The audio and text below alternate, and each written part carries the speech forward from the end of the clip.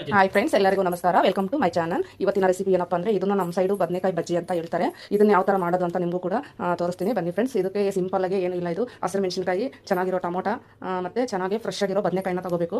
ಬದನೆಕಾಯಿ ಹೆಂಗಿರಬೇಕಂದ್ರೆ ನೋಡಿ, ಈ ಥರ ಬದನೆಕಾಯಿ ತಗೋಬೇಕು. ಮತ್ತು ಬುಡ ಸಮೇತ ಗ್ರೀನ್ ಆಗಿರಬೇಕು, ಅಂದರೆ ಫ್ರೆಶ್ ಆಗಿರಬೇಕು ಅಂತ, ಅದು ಒಣಗೋಗಿರಬಾರ್ದು. ಆ ಥರ ಬದನೆಕಾಯಿನ ತಗೊಂಡು ನಾವು ಬದನೆಕಾಯಿ ಬಜ್ಜಿ ಮಾಡಬೇಕು. ನೋಡಿ, ಇದನ್ನು ಈ ಥರ ನಾವು ಫಸ್ಟ್ ಚೆಕ್ ಮಾಡ್ಕೋಬೇಕು ಕಟ್ ಮಾಡಿ. ಏನಕ್ಕಂದರೆ ಹುಳಗಿಲ್ಲ ಏನಾದರೂ ಇರುತ್ತಲ್ಲ, ಅದಕ್ಕೋಸ್ಕರ ನಾನು ಈ ಥರ ಕಟ್ ಮಾಡಿ ಹಾಕ್ತಾಯಿದ್ದೀನಿ.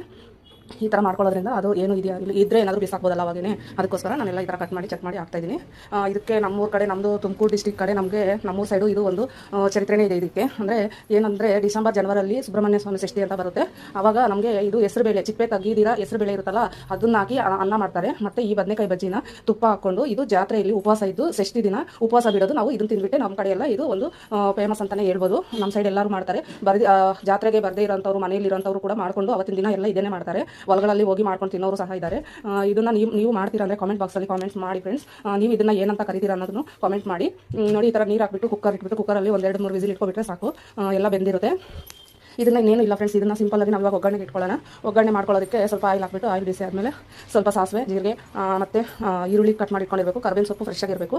ಮತ್ತು ಈ ಒಣಮೆಣಸಿನ್ಕಾಯಿ ಕೂಡ ಹಾಕ್ಬೋದು, ಇಲ್ಲ ಬ್ಯಾಡಗೆ ಮೆಣಸಿನ್ಕಾಯಿ ಇದ್ರೂ ಸಹ ಹಾಕ್ಬೋದು. ನೋಡಿ, ಈ ಥರ ಎಲ್ಲ ಫ್ರೈ ಮಾಡ್ಕೋಬೇಕು. ತುಂಬ ಚೆನ್ನಾಗಿರುತ್ತೆ ಫ್ರೆಂಡ್ಸ್, ಒಳ್ಳೆ ಟೇಸ್ಟಿಯಾಗಿರುತ್ತೆ. ಮುದ್ದೆಗೆ, ಅನ್ನಕ್ಕೆ, ಎಲ್ಲದಕ್ಕೂ ಚೆನ್ನಾಗಿರುತ್ತೆ. ಒಂದ್ಸಲಿ ಟ್ರೈ ಮಾಡಿ ನೋಡಿ. ತುಂಬ ಅಂದರೆ ಬಾಯಿ ಕೆಟ್ಟೋದಾಗ, ಜ್ವರ ಬಂದಾಗ ಈ ಥರ ಮಾಡ್ಕೊಂಡು ತಿಂದರೆ, ನಾನು ತಿಂಗಳು 1-2 ಸಲ ಅದು ಮಾಡ್ತೀನಿ. ತುಂಬ ಚೆನ್ನಾಗಿರುತ್ತೆ. ಬದನೆಕಾಯಿ ಇತ್ತು ಅಂತಾರೆ, ಆದರೆ ಒಂದೊಂದ್ಸಲಿ ಅದ್ರ ಟೇಸ್ಟ್ ನೋಡಿದ್ರೆ ತಿನ್ನೋದು ಬಿಡಲ್ಲ ಯಾರೂ. ಅದು ಬೇಕು ಅಂತಲೇ ಮಾಡ್ಕೊತೀರಾ. ನೀವು ಕೂಡ ಟ್ರೈ ಮಾಡಿ ನಿಮ್ಗೆ ಹೇಗೆ ಬಂದಿದೆ ಅಂತ ಕಾಮೆಂಟಲ್ಲಿ ಕಾಮೆಂಟ್ ಮಾಡಿ. ತುಂಬ ಚೆನ್ನಾಗಿರುತ್ತೆ. ಇದು ಬಿಸಿ ಬಿಸಿ ಮುದ್ದೆ ಅಂತೂ ಮಾಡ್ಕೊಂಡು, ಸ್ವಲ್ಪ ಕಡಲೆ ಬೀಜ ಹುರ್ಕೊಂಡು, ಪಕ್ಕದಲ್ಲಿ ಕಡಲೆ ಬೀಜ ಇಟ್ಕೊಂಡು, ಬದನೆಕಾಯಿ ಬಜ್ಜಿ ಮುದ್ದೆ ಇದಕ್ಕೆ ತುಪ್ಪ ಹಾಕೋಬೇಕು ಫ್ರೆಂಡ್ಸ್. ತುಪ್ಪ ಹಾಕೊಂಡು ತಿಂದರೆ ಅಂತೂ ಸಖತ್ತಾಗಿರುತ್ತೆ. ಹೇಳಿದ್ನಲ್ಲ, ನಮ್ಮೂರ ಕಡೆ ಷಷ್ಠಿ ದಿನ ಪ್ರತಿಯೊಬ್ಬರು, ನಮ್ಮ ಕಡೆ ಎಲ್ಲರೂ ಇದನ್ನೇ ಮಾಡ್ತಾರೆ. ಪ್ರತಿಯೊಬ್ಬರು ಮನೆಯಲ್ಲೂ ಅವತ್ತು ಹೆಸರುಬೇಳೆ ಅನ್ನ ಮಾಡಿ, ಈ ಥರ ಬದನೆಕಾಯಿ ಬಜ್ಜಿ ಮಾಡಿ ತುಪ್ಪ ಹಾಕೊಂಡು, ಅವತ್ತು ಪ್ರತಿಯೊಬ್ಬರ ಮನೆಯಲ್ಲೂ ಇದೇ ಇರುತ್ತೆ ನಮ್ಮ ಕಡೆ ಷಷ್ಠಿ ದಿನ ಅಂತ. ಅದಕ್ಕೋಸ್ಕರ ನಾನು ಇವಾಗ ಇದನ್ನು ನಿಮ್ಗೆ ತೋರಿಸ್ತೀನಿ ನೋಡಿ. ಬದನೆಕಾಯಿ ಬೆಂದೇ ಬಿಟ್ಟಿದೆ.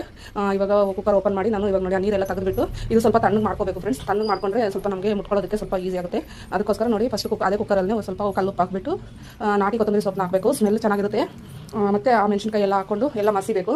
ಒಂದೊಂದನ್ನೇ ಸ್ಟೆಪ್ ಬೈ ಸ್ಟೆಪ್ ಹಾಕ್ಕೊಂಡು ಮಸಿಬೇಕು ಫ್ರೆಂಡ್ಸ್. ಇದಕ್ಕೆ ಒಗ್ಗರಣೆ ಕೊಟ್ಟಿಲ್ಲ ಅಂದ್ರೂ ಬರೀ ಈರುಳ್ಳಿ ಕಟ್ ಮಾಡಿ ಹಾಕ್ಕೊಂಡ್ರೂ ಒಳ್ಳೆ ಸೂಪರಾಗಿರುತ್ತೆ. ಆದರೆ ಈ ಕಾಲ ಒಗ್ಗರಣೆ ಆಗ್ದಿರ ಯಾರು ತಿನ್ನಲ್ವಲ್ಲ, ಅದಕ್ಕೋಸ್ಕರನೇ ಈ ಥರ ಮಾಡಬೇಕು. ನೋಡಿ, ಈ ಥರ ಎಲ್ಲ ಮಸ್ಕೊಂಡು ತುಂಬ ಈಸಿಯಾಗಿ ಒಂದು 5 ನಿಮಿಷಕ್ಕೆ ಮಾಡ್ಕೊಳ್ಳೋಂಥ ರೆಸಿಪಿ ಇದು. ಒಂದ್ಸಲಿ ನೀವು ಕೂಡ ಟ್ರೈ ಮಾಡಿ ನೋಡಿ. ನೀವು ಮಾಡ್ತೀರಾ ಅಂದರೆ ನಮಗೆ ನಾವು ಮಾಡ್ತೀವಿ ಅಂತ ಕಾಮೆಂಟ್ ಬಾಕ್ಸಲ್ಲಿ ತಿಳಿಸ್ಕೊಡಿ.